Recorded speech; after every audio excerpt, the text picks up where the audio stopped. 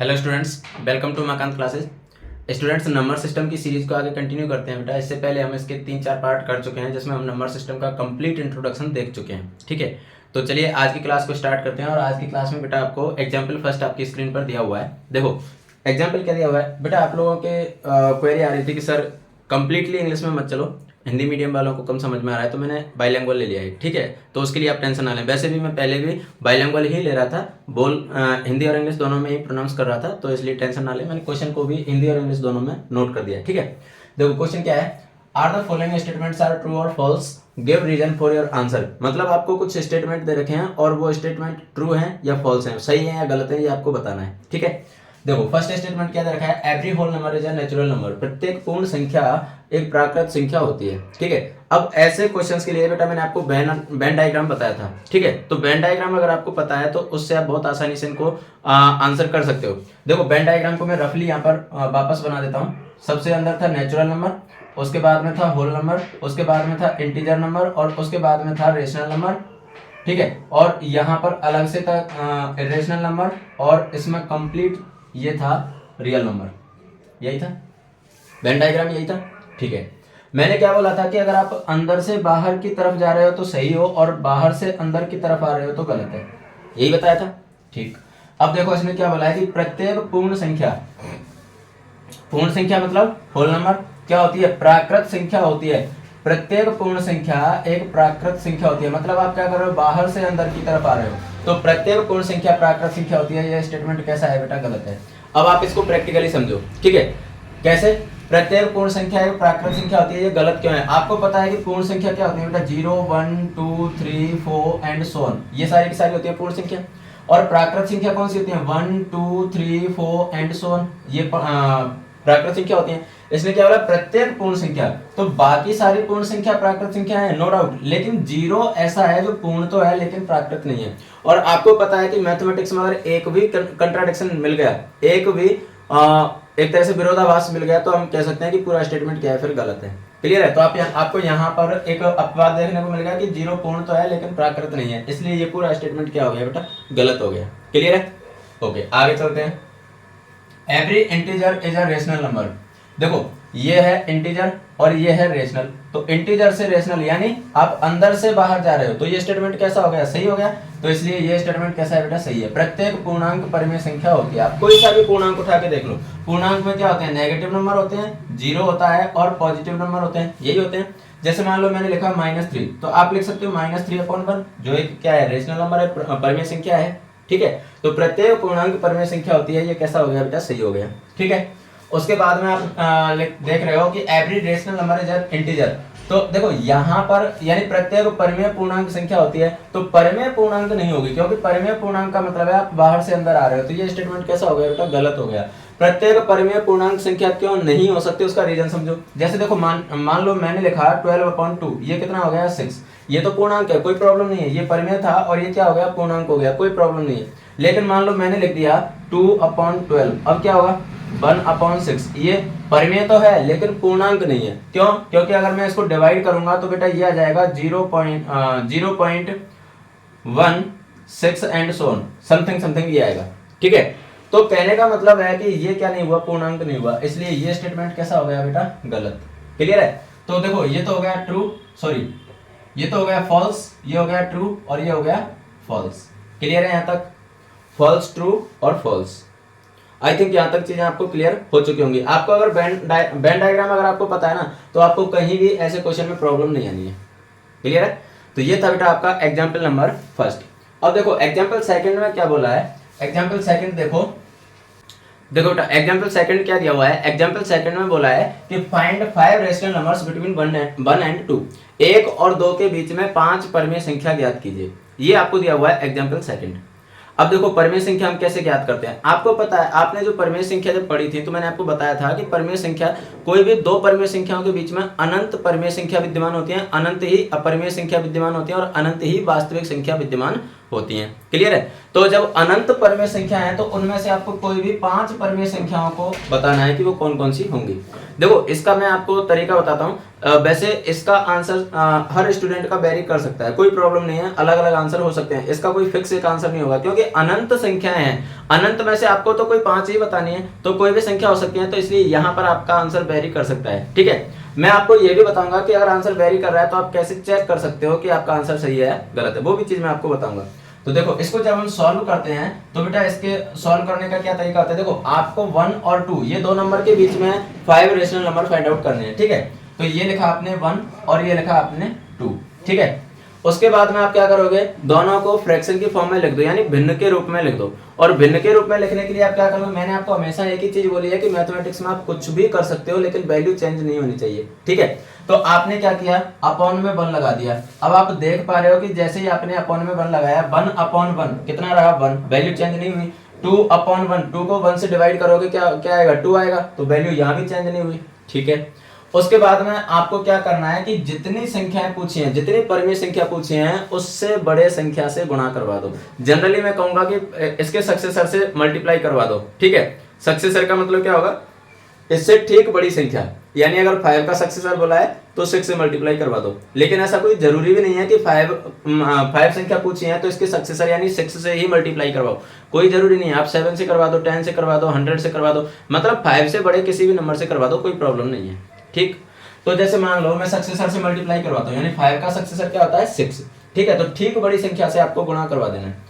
तो जैसे मान लो आपने 6 से ऊपर नीचे मल्टीप्लाई करवा दिया, मैंने क्या बोला कि वैल्यू चेंज नहीं होनी चाहिए, तो इसलिए आप केवल अंश को या केवल हर को गुणा नहीं करवा सकते, दोनों जगह गुणा करवाना पड़ेगा, ऊपर नीचे, न्यूमरेटर डिनोमिनेटर दोनों को मल्टीप्लाई करवाना ही पड़ेगा आपको। ठीक है, तो आपने जैसे यहाँ पर 6 से मल्टीप्लाई किया तो इसको भी 6 से मल्टीप्लाई कर दो, तो ये हो गया अपॉन 6 अपॉन 6। अब आप देखो ये कितना हो गया 1 इंटू 6 कितना हो गया 6 अपॉन 1 इंटू 6, ये कितना हो गया 6। यहाँ पर देखो 2 इंटू 6 कितना हो गया 12 अपॉन 6 इंटू 1 कितना हो गया 6। मैंने बोला वैल्यू चेंज नहीं होनी चाहिए, देखो वैल्यू अब भी चेंज नहीं है। 6 अपॉन 6, 6 को 6 से डिवाइड करोगे कितना आएगा 1, 12 को 6 से डिवाइड करोगे कितना आएगा 2। क्लियर है, तो आप देख पा रहे हो वैल्यू अब भी चेंज नहीं है।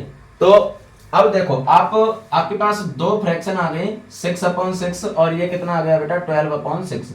और आपको पता है ये दोनों फ्रैक्शन कैसी हैं, लाइक फ्रैक्शन है। लाइक फ्रैक्शन क्या होते हैं, जिनके हर समान होते हैं। अब आप देख पा रहे हो यहाँ पर 6 है, यहाँ भी 6 है, तो दोनों के हर समान हो गए, इसलिए कौन सी फ्रैक्शन हो गई है, लाइक फ्रैक्शन हो गई। अब आपको पता है जब ये लाइक फ्रैक्शन है तो 6 और 12 ये यानी 6 और 12 के बीच में 5 संख्याएं होती हैं, तो बस वो 5 संख्या लिख दो।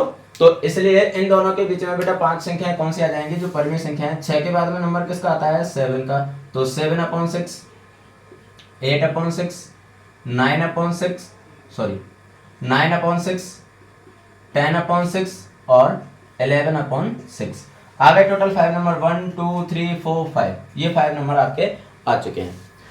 तो देखो ये तो एक मेथड था, एक और मेथड होता है वो भी मैं बताऊंगा इस, और उससे आंसर अलग आएंगे। ठीक है, ये आंसर नहीं आएंगे, मैंने आपको अभी बताया था कि आंसर वेरी कर सकते हैं हर किसी के।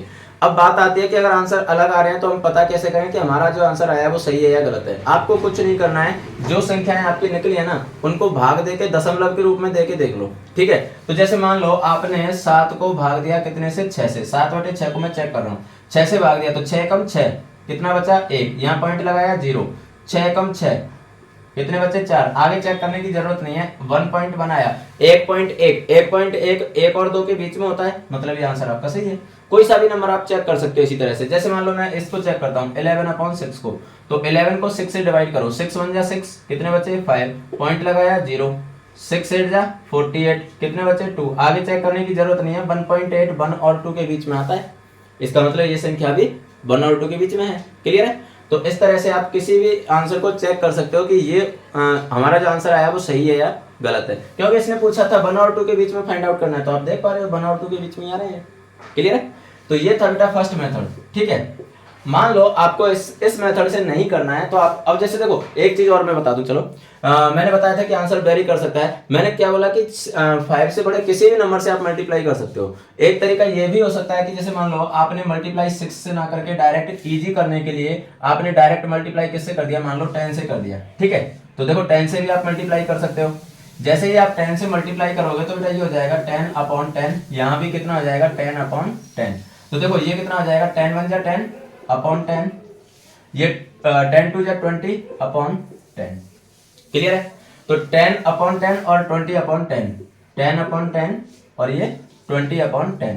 अब आपको पता है अपॉन में तो दोनों के ही 10 है, मतलब लाइक फ्रैक्शन है, लाइक फ्रैक्शन है तो सीधा सा 10 और 20 के बीच में कोई भी 5 नंबर आप लिख सकते हो। ठीक है, तो देखो ये आ जाएगा 11 अपॉन 10, 12 अपॉन 10, 13 अपॉन 10, 14 अपॉन 10 और 15 अपॉन 10। हो गए 5 नंबर, कोई से भी 5 नंबर आप लिख सकते हो। तो देखो यहाँ पर नंबर अलग आए हैं, अब इनको भी आप चेक कर सकते हो। देखो 11 को 10 से डिवाइड करोगे 1.1, 1.2, 1.3, 1.4, 1.5, तो ये भी 1 और 2 के बीच में। तो कहने का मतलब है कि आप किसी भी तरीके से इन संख्याओं को फाइंड आउट कर सकते हो।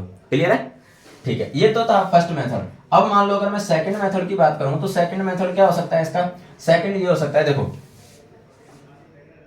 जैसे मान लो आपको 1 और 2 के बीच में नंबर फाइंड आउट करने हैं, और वो भी कितने नंबर फाइंड आउट करने हैं बेटा? 5। ठीक है, 5 नंबर आपको फाइंड आउट करने हैं। तो देखो 1 2 3 4 5, ये 5 नंबर आपको फाइंड आउट करने हैं।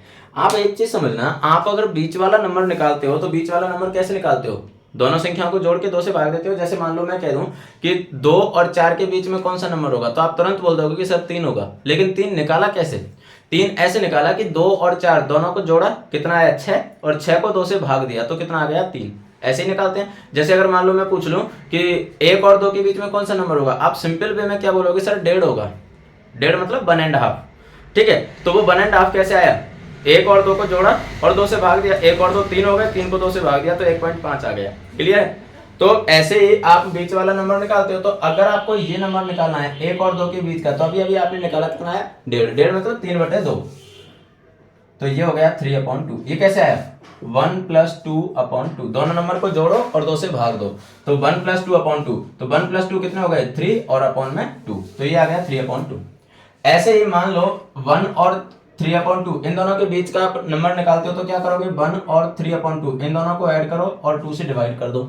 इसमें कैलकुलेशन थोड़ी सी लेंदी होती है, तो इसलिए इस मेथड को जनरली हम कम बताते हैं बच्चों को। फर्स्ट मेथड से करो, वो इजी रहता है। ठीक है, अब आप इनको ऐड करो, तो देखो ऐड करोगे 2 × 1 = 2, 2 और 3 5, तो 5/2 होल/2, तो ये कितना हो जाएगा बेटा? 5/4। ठीक है, तो अगर आपकी कैलकुलेशन अच्छी है तो ही ये वाला मेथड अप्लाई करें, अदरवाइज ये वाला मेथड अप्लाई ना करें। फिर दूसरा कोई मेथड, दूसरा यानी जो पहले जो बताया था वो वाला मेथड अप्लाई कर सकते हो। ठीक है, तो इन दोनों के बीच में जैसे मान लो ये आ गया कितना? 5/4। क्लियर है? अब 5/4 और 1 के बीच का नंबर निकालो। 5/4 और 1 के बीच का नंबर निकालोगे तो 1 + 5/4 और अपॉन में 2। भाई दोनों को जिसके बीच का नंबर निकालना है उनके लिए दोनों नंबर को जोड़ के 2 से भाग दे दो। तो देखो ये कितना हो जाएगा? 4 × 1 = 4 और 5 9, 9/4 और अपॉन में 2, तो ये कितना हो गया? 9/8। तो इन दोनों के बीच में क्या आ गया बेटा? 9/8। सिमिलरली 3/2 और 2 के बीच का नंबर निकाल लो, तो ये हो जाएगा 3/2 + 2/2, तो 2 × 2 = 4, 4 और 3 7/2 होल/2, यानी कितना आ गया बेटा? 7/4। तो ये आ गया 7/4। अब 7/4 और 2 के बीच का नंबर निकाल लो, तो 7/4 + 2/2, तो ये हो जाएगा बेटा 4 × 2 = 8 और 7 15/4/2, तो 15/4 × 2 = 8, तो ये आ गया 15/8। तो ये भी आपके पास 5 नंबर्स आ चुके हैं। देखो first, second, third, fourth, fifth, 5 number आ चुके हैं। तो इस मेथड से कर सकते हैं, लेकिन इस मेथड में थोड़ी सी कैलकुलेशन आपके लिए कॉम्प्लिकेट होगी, तो इसलिए बेटर यही होगा कि आप पहले वाले उससे करें तो आसानी से आप फाइंड आउट कर सकते हैं। क्लियर है? तो ये था बेटा आपका सेकंड एग्जाम्पल, और एग्जाम्पल तो यहाँ पर हो जाते हैं खत्म। अब हम चलते हैं एक्सरसाइज 1.1 की ओर। ठीक है, देखो बेटा एक्सरसाइज 1.1 में 4 क्वेश्चन है, जिसमें से 3 क्वेश्चन तो आपके सामने ये है, उसके बाद में हम 4th क्वेश्चन ले लेंगे। ठीक है, देखो फर्स्ट क्वेश्चन क्या बोल रहा है, मैंने यहाँ पर क्वेश्चन को इंग्लिश में लिखा है, मैं इसको हिंदी में बता दूंगा कि क्या है। ठीक है, आप टेंशन ना लें, क्योंकि अगर मैं दोनों लैंग्वेज लेके चलूँ तो फिर बोर्ड पे स्पेस कम रहता है सॉल्यूशन के लिए, तो मैं इसको प्रोनाउंस कर दूंगा हिंदी में, आप टेंशन ना लें। देखो फर्स्ट क्वेश्चन क्या बोल रहा है, एक 0 है रेशनल नंबर। क्या 0 एक रेशनल नंबर है, यानी परिमेय संख्या है? क्या 0 एक परिमेय संख्या है? Can you write it in the form p by q where p and q are integers and q not equals to 0? यानी क्या आप इसे p/q के रूप में लिख सकते हो जहां p और q पूर्णांक हैं और q 0 के बराबर नहीं है? अब ये चीज तो मैंने जब आपको परिमेय संख्या पढ़ाई थी, रेशनल नंबर जब पढ़ाए थे, तो उसी टाइम पर क्लियर कर दिया था। भाई 0 क्या है? 0 भी एक रेशनल नंबर होता है। अब क्यों होता है उसका रीजन समझो। इसने पूछा ए जीरो रेशनल नंबर, आंसर हो जाएगा यस, यानी होता है। ठीक है, तो जीरो रेशनल नंबर होता है। अब क्यों होता है, इसने पूछा can you write it in the form of P by q. तो देखो पी बाई क्यू फॉर्म में आप जीरो को कैसे लिख सकते हो, जीरो अपॉन वन। अपॉन में आप कुछ भी लगा सकते हो, वन लगाना जरूरी नहीं है, आप कुछ भी लगा दो, जैसे मान लो जीरो अपॉन सेवन, कुछ भी लगा दो, कोई प्रॉब्लम नहीं है। ये पी बाई क्यू फॉर्म हो गई। ठीक है, इसने पूछा ना can you write it in the form p by q, तो पी बाई क्यू फॉर्म हो गई। Where p and q are integers, आप देख पा रहे हो पी और क्यू दोनों इंटीजर हैं भाई, जीरो और वन दोनों के दोनों पूर्णांक संख्या होती हैं, तो दोनों इंटीजर हो गए। या आप जीरो अपॉन सेवन ले लो, जीरो अपॉन 15 ले लो, कुछ भी ले सकते हो आप। ठीक है, तो पूर्णांक संख्या हो गई। And q not equals to zero, आप देख पा रहे हो कि अपॉन में जीरो नहीं है, मतलब क्यू जीरो नहीं है, तो इसका आंसर क्या हो गया कि हाँ जीरो भी एक रेशनल नंबर होता है, और इसने पी वाई क्यू फॉर्म में लिखने को बोला, तो जीरो के अपॉन में आप कुछ भी लिख सकते हो। क्लियर है, ये था आपका फर्स्ट क्वेश्चन, बहुत नॉर्मल सा क्वेश्चन था, बहुत आसानी से। यानी ये तो परिमेय संख्या जब मैंने पढ़ाई थी आपको तभी बता दिया था कि जीरो के अपॉन में आप कुछ भी लगाता और वो पी वाई क्यू फॉर्म में बन जाता है, तो वो क्या बन जाती है, परिमेय संख्या बन जाती है। क्लियर है, ठीक है, तो ये तो हो गया फर्स्ट क्वेश्चन। अब सेकंड देखो, सेकंड क्वेश्चन में क्या बोला है, find A six rational number between 3 and 4। जो हमने अभी एग्जांपल सेकंड किया था सेम उसके जैसा हो गया ये। ठीक है, तो इसने क्या बोला है, 3 और 4 के बीच में 6 रेशनल नंबर फाइंड आउट करने हैं। तो देखो अगर मैं सेकंड क्वेश्चन को सॉल्व करूं तो बहुत आसानी से इसको सॉल्व कर सकते हैं। देखो सेकंड का सॉल्यूशन हो जाएगा, इसने पूछा है 3 और 4 के लिए, तो मैंने क्या बोला कि सबसे पहले तो आप क्या करोगे, अपॉन में लगा दो 1। ठीक है, उसके बाद में जितना पूछा है उसके सक्सेसर यानी ठीक बड़ी संख्या से गुणा करवा दो। ठीक है, तो 6 का ठीक बड़ा नंबर कौन सा होता है, 7। तो आपने 7 से ऊपर नीचे मल्टीप्लाई करवा दिया, यहां भी 7 से ऊपर नीचे मल्टीप्लाई करवा दिया, तो देखो ये हो जाएगा 7 3 जा 21 अपॉन 7 बन जा 7, और ये हो जाएगा 7 4 जा 28 अपॉन 7 बन जा 7। अब आपके पास दो नंबर आ चुके हैं। आप देख पा रहे हो कि 7 को जब आप 21 को 7 से डिवाइड करोगे तो 3 आ जाएगा, 3 ही था यहाँ पर। 28 को 7 से डिवाइड करोगे तो 4 आ जाएगा। मैंने क्या बोला कि नंबर चेंज नहीं होना चाहिए, यानी जो वैल्यू दे रखी है वो वैल्यू वही रहनी चाहिए। क्लियर है, तो ये तो हो गया बेटा 21 अपॉन 7, और ये हो गया 28 अपॉन 7। इसने कितने नंबर पूछे थे, 6। आपको पता है 21 और 28 के बीच में जो नंबर होते हैं वो कितने होते हैं, 6 होते हैं। तो आप लिख सकते हो, देखो 22 upon 7, 23 upon 7, 24 upon 7, 25 upon 7, 26 upon 7, 27 upon 7। देखो 1 2 3 4 5 और 6 हो गए 6 नंबर। ये आपका आंसर आ चुका है। जो दूसरा मेथड मैंने बताया था आप उससे भी कर सकते हो, लेकिन क्यों फालतू में कैलकुलेशन को टिपिकल करना, जब हमारे पास इजी तरीका है तो फिर फालतू में कैलकुलेशन क्यों करना है ना। तो आप इस मेथड से करो, बहुत आसानी से आपको आंसर मिल जाएगा। क्लियर है, तो आई होप कि ये क्वेश्चन भी आपकी समझ में आ गया होगा। अगला क्वेश्चन देखते हैं, क्वेश्चन नंबर 3। देखो थर्ड क्वेश्चन है वो भी सेम इसके जैसा ही है, थर्ड क्वेश्चन भी सेम इसके जैसा ही है। तो जब आप इसका सॉल्यूशन करोगे तो देखो आपको क्या दे रखा है, 3 अपॉन 5 और 4 अपॉन 5, सेम उसके जैसा ही होगा। कितने नंबर पूछे इसने, 5। मल्टीप्लाई किससे करेंगे, 6 से। तो आपने मल्टीप्लाई किया इसको 6 से ऊपर नीचे, इसको भी आपने 6 से ऊपर नीचे मल्टीप्लाई किया। ठीक है, तो देखो 6 3 जा ये कितना हो गया बेटा, 18 हो गया, और 6 5 जा ये कितना हो गया, 30 हो गया। 6 4 जा ये कितना हो गया, 24, और ये कितना हो गया बेटा, 6 5 जा 30। अब आपके पास नंबर आ चुके हैं 18 अपॉन 30 और 24 अपॉन 30। अब इनके बीच में 5 नंबर, यानी 18 और 24 के बीच में 5 नंबर होते हैं, तो बस वो नंबर लिख दो। 19 upon 30, 20 upon 30, 21 upon 30, 22 upon 30, 23 upon 30। Clear है, ये हो गए 5 रेशनल नंबर। तो ये था बेटा आपका क्वेश्चन नंबर 3। अब हम चलते हैं क्वेश्चन नंबर 4 पर, लेकिन उसके साथ में ही मैं आपको थोड़ा सा एक मोटिवेशनल लाइन बोल सकते हो या कुछ भी आप बोल सकते हो। देखो जब आप स्ट्रगल करते हो तब आपने कई बार सुना होगा कि संघर्ष करो हम तुम्हारे साथ हैं। जब आप मेहनत करते हो, जब आप स्ट्रगल करते हो, तो कई बार आपने ये चीज़ सुनी होगी कि संघर्ष करो हम तुम्हारे साथ हैं। बेटा कड़वा सच है, लेकिन सच यही है कि अगर साथ होते, अगर लोग साथ होते तो संघर्ष की जरूरत ही नहीं पड़ती। बिटर ट्रुथ है बट सच यही है। क्लियर है, तो बस संघर्ष करते रहें बेटा, साथ कोई नहीं देता, खुद को ही साथ होना पड़ता है। चलिए अब हम चलते हैं क्वेश्चन नंबर 4 पर। बेटा फोर्थ क्वेश्चन आपके सामने दिया हुआ है। फोर्थ क्वेश्चन क्या है, state whether the following statement are true और फॉल्स। तो ये जो आपने फर्स्ट एग्जांपल किया था सेम उसके जैसा ही है, ठीक है। तो वेन डायग्राम से आप इस टाइप के क्वेश्चन को बहुत आसानी से कर सकते हो। आगे बोला है give reason for your answer, आपके आंसर के लिए आपको रीजन भी देना है कि अगर आप सही बोल रहे हो तो क्यों बोल रहे हो, गलत बोल रहे हो तो क्यों बोल रहे हो, ठीक है।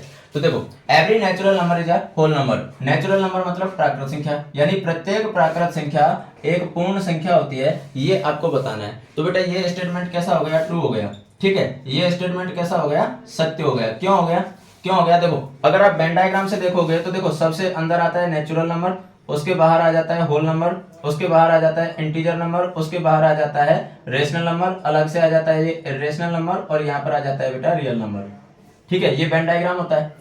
इसने बोला है कि every natural number is a whole number, natural और होल बोल रहा है यानी अंदर से बाहर जा रहे हो, मतलब कैसा है, सही है। ये तो हो गई वेन डायग्राम से बात, लेकिन इसने पूछा है कि साथ में आपको रीजन भी बताना है कि अगर ऐसा है तो क्यों है। तो देखो रीजन इसका क्या हो जाएगा, जब हम होल नंबर की बात करते हैं बेटा तो होल नंबर कौन से होते हैं, 0 1 2 3 4 and so on. Natural number की जब हम बात करते हैं तो कौन से होते हैं, 1 2 3 4 एंड सो ऑन, यही होते हैं। इसने क्या बोला, एवरी नेचुरल नंबर, सारे के सारे नेचुरल नंबर। अब देखो नेचुरल नंबर क्या है, 1 2 3 4 5 एंड सो ऑन। अब ये सारे के सारे नंबर होल नंबर में आ रहे हैं, भाई होल नंबर में 0 एक्स्ट्रा है, नो डाउट 0 एक्स्ट्रा है, लेकिन होल नंबर सारे के सारे नेचुरल नंबर तो है ना, तो इसलिए ये स्टेटमेंट कैसा हो गया, राइट हो गया। सारे के सारे नेचुरल नंबर क्या होते हैं बेटा, होल नंबर होते हैं। क्लियर है, ये तो हो गया ट्रू, ठीक है। सेकंड की अगर मैं बात करूं तो देखो इसने क्या बोला, every integer is a whole number. तो देखो इंटीजर और ये होल नंबर ये बाहर से अंदर आ रहा है, तो इसलिए ये कैसा हो गया बेटा, फॉल्स हो गया, यानी ये कैसा हो गया, गलत हो गया, ठीक है। ये कैसा हो गया, गलत हो गया या असत्य हो गया, ठीक है। क्यों हो गया, इसने पूछा है every integer is a whole number. तो सारे के सारे इंटीजर होल नंबर नहीं होते हैं, क्योंकि देखो इंटीजर में तो क्या नंबर आते हैं, नेगेटिव भी आते हैं, जीरो भी आते हैं और पॉजिटिव भी आते हैं। लेकिन होल नंबर की अगर मैं बात करूं तो होल नंबर में तो केवल जीरो और पॉजिटिव ही आते हैं, नेगेटिव नंबर नहीं आते। तो आप इसके स्टेटमेंट में या इसके आंसर में जो रीजन पूछ रहा है ना, तो रीजन में आप ये लिख सकते हो कि integer contains negative number also but whole number doesn't contains, ठीक है। यानी जो इंटीजर है वो नेगेटिव नंबर को भी कंटेन करते हैं, नेगेटिव नंबर भी उनमें होते हैं, लेकिन होल नंबर में नेगेटिव नंबर नहीं होते हैं। क्लियर है, तो इसलिए ये कैसा हो गया बेटा, रॉन्ग हो गया यानी फॉल्स हो गया। आगे बोला है every rational number is a whole number, सारे के सारे रेशनल नंबर। अब देखो जैसे इंटीजर होल नंबर नहीं थे, यहाँ भी रेशनल होल नंबर नहीं हो सकते, क्यों, बाहर से अंदर आ रहा है। तो आप देख सकते हो ये भी कैसा हो गया बेटा, फॉल्स हो गया, ठीक है। आप देख पा रहे हो कि वेन डायग्राम से इस टाइप के क्वेश्चन तुरंत सॉल्व हो रहे हैं, ठीक है। तो वेन डायग्राम इनके लिए बहुत इंपॉर्टेंट है, इसीलिए मैंने ये आपको बनवाया था, ठीक है। अब आप इसको देखो, every rational number is a whole number, ये वेन डायग्राम से तो देख लिया कि कैसा हो गया बेटा, ये फॉल्स हो गया, फॉल्स हो गया यानी असत्य हो गया, गलत हो गया, ठीक है। लेकिन अगर मैं इसका रीजन देना चाहूं तो क्यों क्यों नहीं है, देखो जैसे मान लो मैंने लिखा 3/2, तो 3/2 क्या है, रेशनल नंबर तो है, लेकिन 3/2 का मतलब क्या होता है बेटा, 1.5, और 1.5 होल नंबर तो नहीं होता, क्योंकि होल नंबर में तो आप देख पा रहे हो कि सारे के सारे जो कंप्लीट नंबर है वही आ रहे हैं। क्लियर है, कंप्लीट नंबर में वही आ रहे हैं, तो इसलिए ये क्या नहीं है, एक मतलब रेशनल नंबर तो है लेकिन क्या नहीं है, होल नंबर नहीं है। तो इसलिए ये स्टेटमेंट कैसा हो गया बेटा, फॉल्स हो गया। तो यहां पर बेटा आपकी एक्सरसाइज 1.1 हो जाती है कंप्लीट, ठीक है। तो आज की क्लास को यहां खत्म तो करेंगे, लेकिन खत्म करेंगे एक मोटिवेशनल लाइन के साथ में, ठीक है। तो चलिए मोटिवेशनल लाइन क्या है, देखो आपको एक चीज मैं बता दूं, आपने अक्सर लोगों से सुना होगा, अक्सर लोग कहते हैं कि उसकी तो किस्मत अच्छी थी या उसकी तो किस्मत खराब थी। बेटा सफलता में किस्मत में नहीं, मेहनत में विश्वास रखना चाहिए, क्योंकि किस्मत की आजमाइश कहां पर होती है, जुए में होती है। मेहनत पर बस विश्वास रखो, किस्मत पर नहीं। क्लियर है, नो डाउट मेहनत और किस्मत दोनों एक दूसरे के कॉम्प्लीमेंट्री हैं, लेकिन सफलता में मेहनत का पलड़ा भारी भारी होता है, किस्मत की आजमाइश कहां पर होती है बेटा, जुए में होती है। चलिए तो इसी मोटिवेशन के साथ में आज की क्लास को खत्म करते हैं, मिलते हैं कल की क्लास में नए जोश, नई जुनून, नई एनर्जी के साथ में। तब तक के लिए हंसते रहिए, मुस्कुराते रहिए, पढ़ते रहिए, खेलते रहिए और सफलता की ओर बढ़ते रहिए। Bye bye, thank you.